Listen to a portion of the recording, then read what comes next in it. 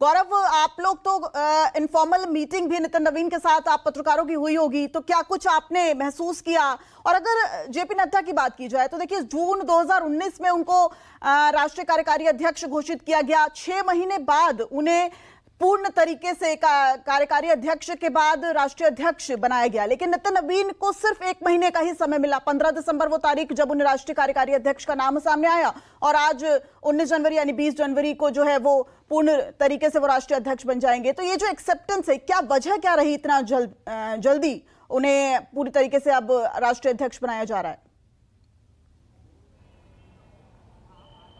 देखिए, बिल्कुल ये समय की बात है और जाहिर सी बात है कि जैसा कि आप जानती हैं कि 2020 में जेपी नड्डा को राष्ट्रीय अध्यक्ष बनाया गया था और 6 महीने उससे पहले वो राष्ट्रीय कार्यकारी अध्यक्ष रहे थे। चूंकि वो सिचुएशन वैसा नहीं बना था, ऐसा नहीं कि उनमें कोई कमी थी। अगर एक्सपीरियंस की बात की जाए तो संगठन में, वो केंद्रीय संगठन में जेपी नड्डा पहले से भी सक्रिय रहे थे। वो पहली बार दिल्ली लाकर उनको राष्ट्रीय अध्यक्ष नहीं, वो केंद्रीय कार्यालय और केंद्रीय नेतृत्व किस तरीके से काम करता है, जेपी नड्डा इससे पहले से ही भली भांति जो है वाकिफ थे।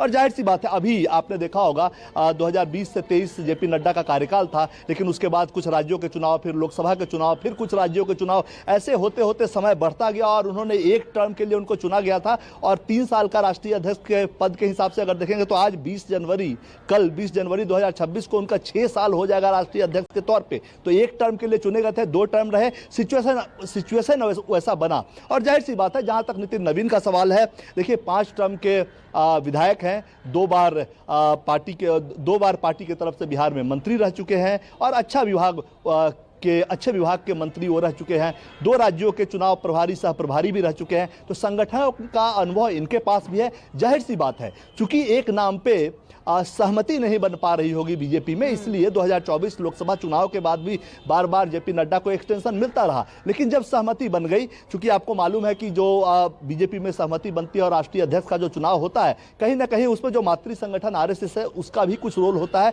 तो इस बार बीजेपी, चूंकि आपको याद होगा लाल किले से प्रधानमंत्री ने कहा था कि 1 लाख नए नेताओं को राजनीति में उनको लाना है, और जाहिर सी बात है वहां के मैसेज का मतलब ये था कि नए युवाओं को आगे लेकर आना है। तो आप देखिए, जब अमित शाह बने तो उस वक्त जो तमाम जो नेता, कई सारे जो अभी स्वर्गवासी हो चुके हैं, वो सब भी रेस में थे, वो सब साफ हो गए, वो केंद्रीय मंत्रिमंडल में वो लोग रहे, लेकिन संगठन से बाहर हो गए कि इसके बाद जो बनेगा वो अमित शाह से जूनियर होंगे, वही बनेंगे। उसके बाद आपने देखा जेपी नड्डा बने, और अब जब कई सारे नाम, धर्मेंद्र, भूपेंद्र, खट्टर, जितेंद्र, तमाम तरह के, शिवराज, तमाम तरह के नाम जब मीडिया में चल रहे थे, लगातार हम लोग चर्चा कर रहे थे, उसमें कहीं भी नितिन नवीन का नाम नहीं था। लेकिन पार्टी का एक टैलेंट हंट कार्यक्रम जो चलता रहता है, और जैसा प्रधानमंत्री कह चुके हैं कि युवाओं को आगे लाने की जरूरत है, ताकि 2047 में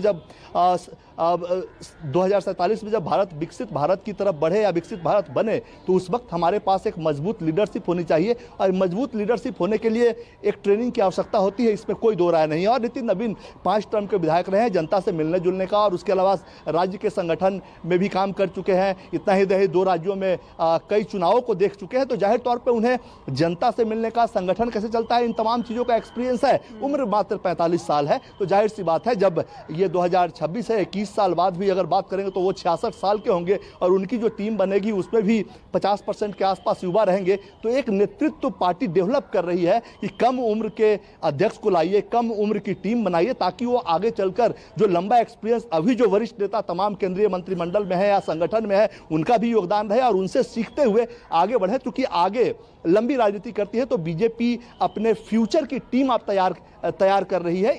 इसको इस नजरिए से भी आप देख सकते हैं। और उसी का प्रतिरूप जो है वो नितिन नवीन है। 45 साल के हैं, कल वो राष्ट्रीय अध्यक्ष की कुर्सी पर बैठ जाएंगे। अभी राष्ट्रीय कार्यकारी अध्यक्ष हैं। संगठन का अनुभव धीरे धीरे, चूंकि देखिए सिर्फ युवा जोश से काम नहीं चलता। नितिन नवीन से जब हम लोगों की मुलाकात हुई थी राष्ट्रीय कार्यकारी अध्यक्ष बनने के बाद, तो उन्होंने साफ साफ कहा था कि जितना शॉक्ड आप लोग हैं हमारे नाम को लेकर कि मुझे कार्यकारी अध्यक्ष बनाया गया और आगे अध्यक्ष बनाया जाएगा, उतना ही मैं भी शॉक्ड हूं। मुझे भी ये बात मालूम नहीं था। तो बीजेपी में यही होता है, पार्टी ढूंढती है और फ्यूचर का एक तरह से आप ऐसे बीज को ढूंढती है जो बाद में जाकर बड़ा पेड़ बने, जो कि जिसकी छाया में पार्टी जो है वो फल फूल कर और जो नीचे के उनके बाद का जनरेशन है वो उनसे सीखते हुए आगे बढ़े। तो ये एक तैयारी है, लंबी तैयारी है पार्टी की तरफ से कि युवा नेतृत्व के हाथों में कमान सौंपा जाए, बाकी एक्सपीरियंस लोग जो है संगठन में रहे, सरकार में तो बड़ी एक्सपीरियंस दिलचस्प लोग बात हैं ही, तो गौरव यहाँ उनके पर साथ बताते नजर आ रहे हैं कि जब इनफॉर्मल मीटिंग पत्रकारों से हुई तो उन्होंने कहा कि जितने शौक आप हैं उतना ही शौक मैं भी हूं कि मेरा नाम राष्ट्रीय कार्यकारी अध्यक्ष के तौर पर सामने आया।